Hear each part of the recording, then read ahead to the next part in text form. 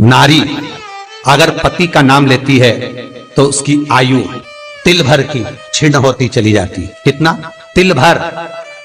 स्कंद पुराण में लिखा है तिल भर की आयु क्षीण होती चली जाती। नारी ज्येष्ठ पुत्र का नाम लेती है, हाँ ज्येष्ठ में अगर बेटी है तो उसका नाम ले सकती है, पर ज्येष्ठ पुत्र बड़ा पुत्र है और पुत्र का नाम लेती है तो उस बालक की कभी उन्नति नहीं हो सकती।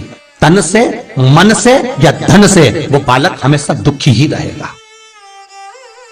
तुम दुनिया का सारा सपोर्ट कर दो, तुम चाहे अपनी प्रॉपर्टी बड़े बेटे के नाम कर दो, तुम चाहे पूरा दुनिया भर का सुख अपने बेटे के सामने लाकर खड़ा कर दो, तो भी अगर मां अपने बड़े पुत्र का नाम बार बार लेती है तो वो पुत्र या तो तन से या मन से या धन से दुखी ही मिलेगा, वो सुख नहीं पा सकता।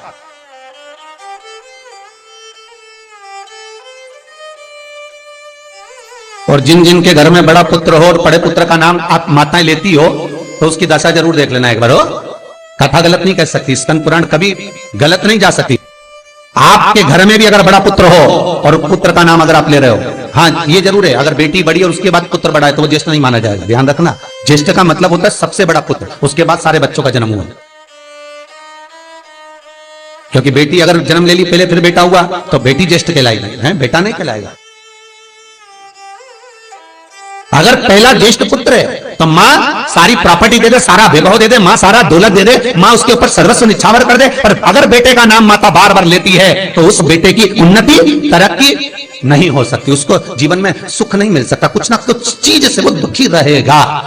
चाहे वो बच्चों से रहे, पत्नी से रहे, परिवार से रहे, कुटुंब से रहे, व्यापार में रहे, व्यवसाय में रहे, ऑफिस में रहे, चाहे अपने शरीर से रहे, पर दुख तो उसके भाग्य में थोड़ा लिखा ही रहे।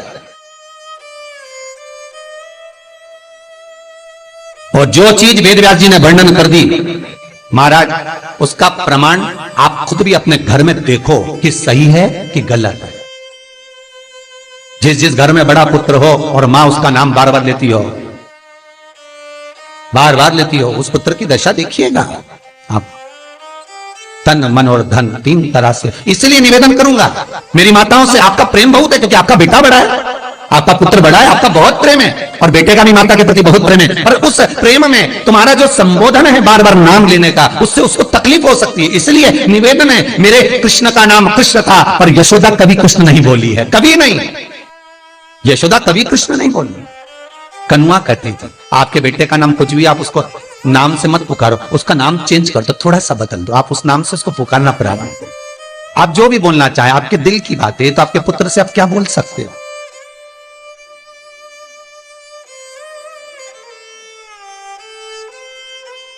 मेरी कौशल्या मैया राम को केवल राम ही कहती थी।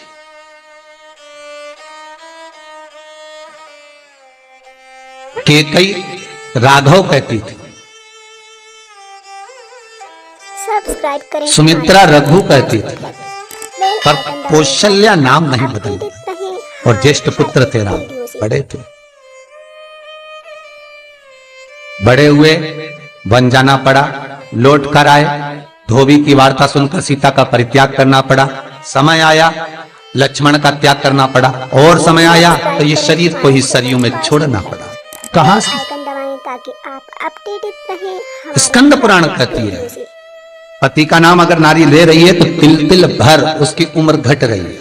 पर ना जाने माताओं को ऐसा क्या है कि वो आज का फैशन हो गया, ए राघव इधर आ, राघव गया।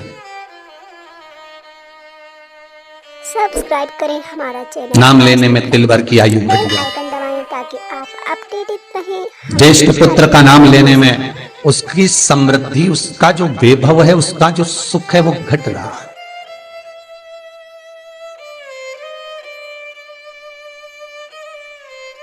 तीसरा, जिस गुरु से गुरु मंत्र लिया है, गुरु दीक्षा ली है, जिस गुरु से आपने गुरु मंत्र का स्मरण किया है, जिस गुरु से आपने गुरु मुख हुए हैं, जिस गुरु से आपने गुरु मंत्र लिया है, आपने अगर मंत्र ले लिया, चार जगह पर बात निकले, कोई पूछ भी ले कि आपने गुरु मंत्र किससे लिया, तो बता दो भैया हम तो वहां गए थे, वहां का जो गुरु जी है उनसे हमने गुरु मंत्र लिया, वही हमारे गुरु है।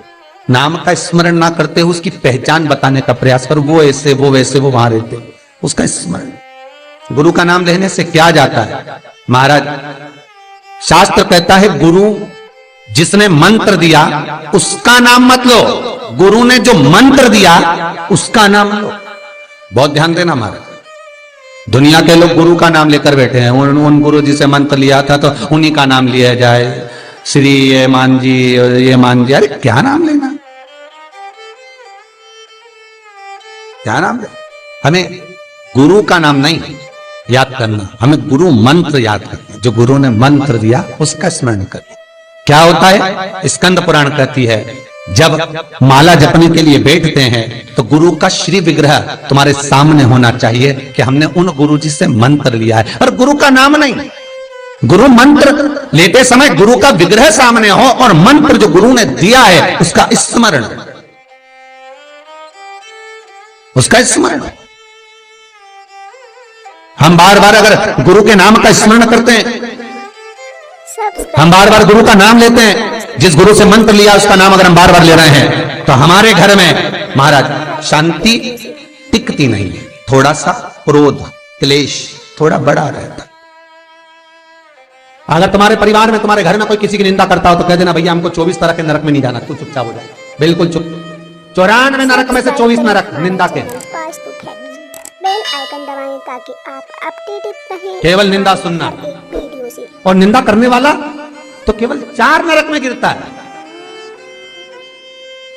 क्यों 4 नरक में गिरता है? तो पूछा निंदा करने वाले को ज्यादा पाप लगना चाहिए, नहीं उसको कम लगता है।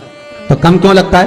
तो अग्नि पुराण में लिखा कि निंदा करने वाला को 4 नरक का भोग इसलिए भुगताया जाता है क्योंकि जिसकी वो निंदा करता है उसके सारे पाप धुलता है। मतलब आप किसी की निंदा कर रहे हो तो उसके पाप धुल रहे हैं।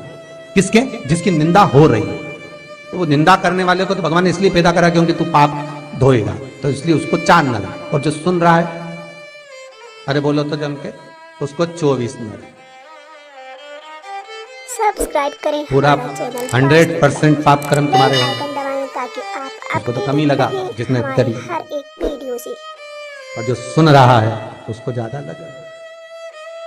निवेदन करूंगा जिसकी किडनी गड़बड़ हो गई हो, जिसका लीवर गड़बड़ हो गया हो, जिसको डायलिसिस चल रहा हो और छूट नहीं रहा हो, बैकुंठ चतुर्दशी के दिन सब्सक्राइब करें हमारा चैनल। नदी के घाट पर, नदी तालाब सरोवर कुआं बावड़ी जो हो उसके तट पर 14 दीप लगाकर, पीपल के पत्ते पर शहद डालकर और उसमें एक काली मिर्ची शंकर जी का नाम डालकर बोलकर उसमें चढ़ा दें। उसी पत्ते की काली मिर्ची थोड़ा सा शहद घाट पर डाल दें और उस पत्ते को घर पर लेकर आ जाए। जिसको डॉक्टर ने कह दिया डायलिसिस होगा, किडनी लीवर गड़बड़ हो रहे हैं, बैकुंठ चतुर्दशी के दिन रात्रि को 14 दीप लगाकर जब घाट से आए, जिस व्यक्ति को रोग है बीमारी है उसको वो पत्ते समेत चटा देंगे। हर एक वीडियो से और फिर जाकर आप 8 दिन 10 दिन बाद जांच करवाओ, आपको उसका फल प्राप्त हो जाए। और विश्वास रखकर, क्योंकि हरि और हर मिलन कोई साधारण नहीं है। बैकुंठ चतुर्दशी का हिंदू धर्म का एक त्योहार जो हमारे भगवान शिव ने निर्मित किया है। शंकर ने जिन बारों को बनाया, त्योहारों को बनाया, तिथियों को बनाया, घड़ी और पल बनाए, शिव महापुराण में सब लिखा है कि एक एक पल, एक एक घड़ी, एक एक तीर्थ का एक एक स्मरण जो करा गया है हमारे यहाँ त्योहारों का, तिथियों का, वारों का, नक्षत्रों का, ये शंकर ने करा। ये कोई सहज नहीं बना।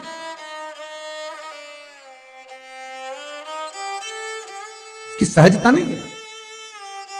श्री शिवाय सब्सक्राइब करें हमारा चैनल वास्तु फैक्ट। श्री बेल आइकन दबाएं ताकि शिवाय अपडेटेड रहें नमस्तुभ्यं वीडियो से। श्री शिवाय नमस्तुभ्यं।